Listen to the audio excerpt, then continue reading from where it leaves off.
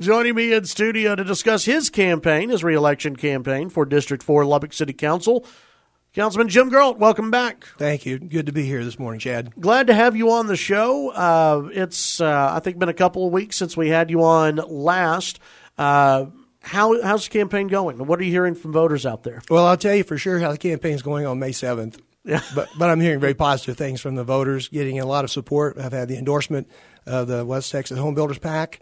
Yes, they picked up the endorsement of the Texas Realtors Association PAC, so that's very positive. I've had walking pneumonia, recovering from it, so I've not been able to walk blocks yet, but a lot of my volunteers have been out and coming back very encouraged, saying we're getting a very positive response out there. Well, and this is an interesting race in District 4 because I've seen a few of the forums that you and your opponent have had, and there are many issues where you'll agree on with each other. Sure. The Omni building is a point of contention. We'll get to that here in a second. This seems to be boiling down to a decision between, do people want someone with business background or someone, as you've brought up, someone with the institutional memory, someone who's been on the council. There's going to be a lot of changeover, obviously, with the new mayor, with new District 1, new District 2. And your argument has been, and I think you've mentioned it on this show, need someone who's already been there to guide the ship. Is that what this race is boiling down to in your mind? Well, I think it's part of it. And I know my opponent talks about his business background. I understand that. But what I haven't been really emphasizing is the fact that for 45 years, I have been leading organizations similar to a city government. As a pastor, I've had to prepare budgets. I've had to live within budgets. I've not had the ability to raise the tithe. You know, if money falls down, we cut our expenses. Been fiscally conservative, dealt with personnel, hired folks, had to terminate some folks, and I've led the people who are my employers. That's an interesting thing about pastor. You provide leadership for your employers. And that's the same thing when you work on city government.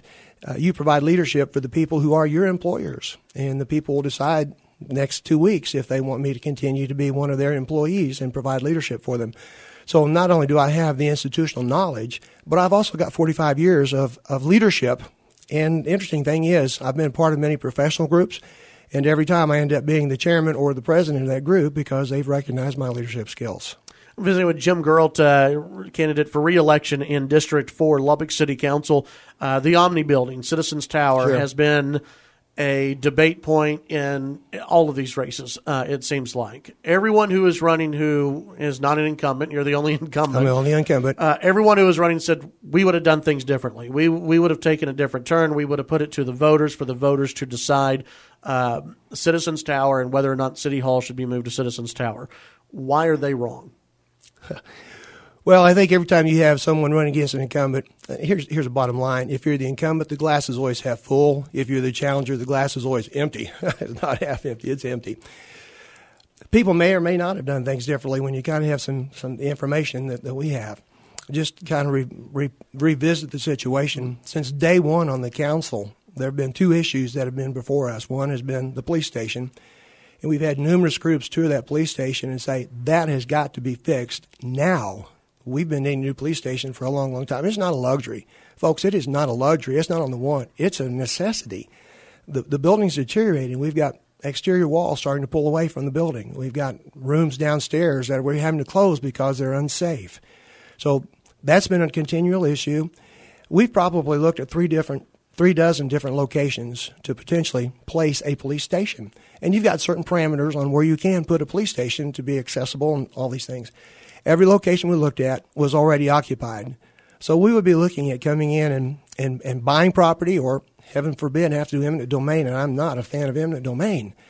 But the best estimates we could come up with, it would cost us somewhere between $8 and $12 million just to secure the property. And then you put a building up. Well, the former chief had the concept of we need a facility similar to what DPS has out at the business park. That building is a few years old now. It cost them $48 million to build that building, and we donated the land because it's in the business park to get it located here. Well, there you're talking about $60 million, okay? The other thing that's always been before us since I've been on the council is what do we do about the Omni?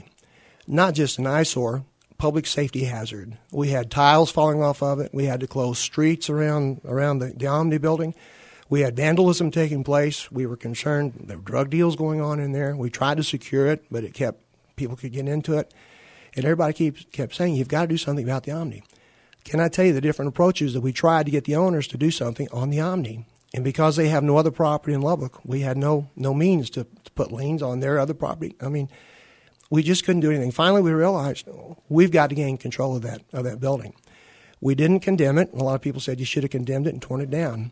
What they don't realize is once you condemn something, you basically have to tear it down. Well, and also when you condemn something, you have to go to the appraisal price. That building was on the appraisal books for $4 million. We got it for $1.2 million cash. Okay, if we had condemned it, we would have paid $4 million to buy it. We would have torn it down and attached a lien to the property. Well, the early estimates we got on tearing that building down would be somewhere between $8 and $12 million, because we still would have had to do the the asbestos abatement, the mold abatement, and then the demolition. That's roughly in the neighborhood of $12 million. You're going to have a $16 million lien attached to a piece of property in downtown Lubbock that would never have been developed. It would have been a $16 million green space. Okay, we've got these two things functioning right now. What do we do about the Omni? What do we do about the police station? When we sat down and started looking at things, and when we before we actually completed the deal on the Omni, we had engineers go in and examine the building. We had some feasibility studies done, and it was decided that could be used for potentially a police station, but more likely better used for a city hall. So we went ahead and closed the deal. Excuse me. And then as we moved forward and we got some architects coming in, we have a budget of $48 million to repurpose the Omni and turn it into Citizens Tower, and then take the old the old city hall and repurpose that, and we've got a budget of about $12 million on that. Now, you recognize there may be some overrides, but bottom line is we're looking at roughly $60 million to take care of two issues: get a new police station, and I will tell you the architects' renderings that have come in on the old city hall, turning it into the new police station, gorgeous. The police love it. We also have a change in philosophy now on some of the new police chief, where we're going to start having some substations located around, doing a little more decentralization of the police. Mm-hmm. So all that was what's working. Now, should the citizens have voted on that? One of the things that we recognized, and the Citizens Advisory Group, who talked about a bond program, had everything on to go for the bond program, or for the Citizens for a Bond, but they said, police station, you got to take care of that now. They were recommending a new police station. I understand that. As we looked at what we do, okay, if we spend $60 million on a new police station, we've still got the issue of the Omni. We're paying $900,000 a year in lease space right now because we don't have enough facilities. We still would have had the Omni to deal with. We'd still be paying $900,000 a year on lease space. So we decided, okay, we're going to bite the bullet and move forward with this, and we'll issue certificates of obligation. Had we put it up for a bond election, and sometimes in Lubbock, bonds don't pass. Right. By law, we could not come back and issue certificates of obligation for another 3 years. So that means that had we put it out for a bond election and also when you put it out for a bond election, elected officials cannot promote the bond. So we have to be silent on it going forward, and we have to get other folks to come in and beat the drum for the bond election. So a lot of things there that were a challenge going forward. So we finally decided, Citizens Advisory Group said, you need to do it now. They didn't recommend the Omni. They recommended a police station. But as the elected officials, we looked at it and said, okay, it's more fiscally responsible to take care of two issues for the same amount of money than one and get it going. Now, I'll also tell you there's 30 years ago, Lake Allen Henry, everybody's griping about that. We'll never get water out of Lake Allen Henry. That was a great waste of money. Today, everybody's saying, wow, I'm so grateful that we had forward-thinking council members who had the political courage to stand up and do what needed to be done, because now we're in better shape on water. Chad, I really believe in 5 to 10 years, when downtown redevelopment is moving forward full blast, and that's another thing, the Omni has been a great deterrent to downtown redevelopment. During some of the citizens' times for Imagine Lubbock Together, when they met, every citizens group said, the city has got to put some skin in downtown redevelopment, some skin in that game. So we're doing that. So 5 years from now, 10 years from now, when this Omni building and Citizens Tower is a crown jewel of downtown redevelopment, not as the Taj Mahal, but as something that people are proud of, I think we're going to have citizens saying, thank goodness we had some council members who had the courage to do what needed to be done. Let me ask you this before we go to break. The $48 million price tag that is there. You see in Amarillo, they're building a ballpark. The price tag doubled. With a lot of other construction projects, we set that $48 million budget. It could always rise to 60, 70, $80 million. Do you have any concern that $48 million could double or even rise above just $60 million? What's in place to prevent that from happening? Well, number one, we've hired a management company to oversee that and to help with the architects. We had a work session a few weeks ago in which our architects introduced a couple of concepts for us to look at. And I asked them that day because someone had told me point blank, you're looking at a $100 million boondoggle there. So I just asked the architects, I said, is this going to cost us $100 million? And they said, we're not spending $100 million on this building. We're comfortable with the budget that we have. Now, construction sometimes, but the thing is, we've already done some examination of the building. We know the bones are solid. It's not like we're going to unearth something and go, oops, we didn't know that was there. We've already looked at the guts of the building, the infrastructure. So, yeah, you do repurposing. The budget may rise a little bit. I understand that. But I don't think it's going to get anywhere near what the alarmists are saying. I think we've got a reasonable budget that will work there, and I think we're going to come up with a facility that's going to help us. And again, we're paying $900,000 a year in lease. We're going to be able to get out of the bulk of that by combining everybody in that space. So that's an added benefit to it. Visiting with Lubbock City Councilman Jim Gerlt, seeking reelection in District 4. Jody, let me know when we're able to go to break on the other side. Just let me know when we're good to go. Are we good now? Okay, we'll take the break. When we come back, we've got other issues to get into with Councilman Jim Gerlt. In studio with me right now, Lubbock City Councilman Jim Gerlt, seeking reelection in District 4. Jim Gerlt, who's not a lying politician corrupt from Washington. Appreciate you coming in again. Let's continue just a little bit on police. Okay. One of the things that I have heard recently is that you have some officers, I don't think it's the entire police department, but some officers who are working 12-hour shifts now, that there just aren't enough police officers for the city of Lubbock. And that's one of the big deterrents. And that another deterrent preventing, I guess, more officers from being hired or more officers or more people wanting to become a Lubbock police officer is the pay. Do you think that there needs to be higher pay for the Lubbock police officers? What can we do to bump up the number of officers that the city of Lubbock has? Well, number one, we're doing a better job of recruiting. And I visited with one of the recruiters this week. And the new class that will form, I don't know, in the next few weeks, now has 30 in it. The last class that graduated 6. Now, not everybody who starts finishes. We understand that. But we haven't had a class of 30 in, golly, I don't remember how long. So we're doing a better job of ramping that up. The 12-hour shifts, that was approved by the officers themselves. I think it was a 70% vote that said they favored that. So, yeah, they're spending a little more hours, but they're getting more off time also. So 3 days on, 4 days off 1 week. So a lot of them have other jobs that they do, and it's some overtime that way. So in one regard, that helps some of them. Of course, not everybody likes everything. Our pay is still within the top 10 cities within the state of Texas. Our cost of living is lower than in most of the cities in the state of Texas. And we have a great retirement program for them. One of the things that's hard, I guess, for the millennials to grasp is retirement. Mm-hmm. Now, I'm 66 years of age, and I want to tell you, I got here 5 times faster than I thought I would. In my mind, I'm still 40, but I'm 66, still working, and I want to work as long as I'm healthy, and the people want me to keep working. But you get here quickly. One of the early things I did was starting investing in retirement, even when I didn't think I could afford it. We put money aside for retirement. Now, we're going to have a luxurious retirement? No, but we're going to have a decent retirement. We're going to be able to maintain a decent standard of living because we sacrificed along the way. And one of the things we've got to help folks understand is that you will get to retirement age. You don't want to continue doing everything you're doing for the rest of your life. So we've got a great retirement package for them, and I think we've got to beat the drum on that as well.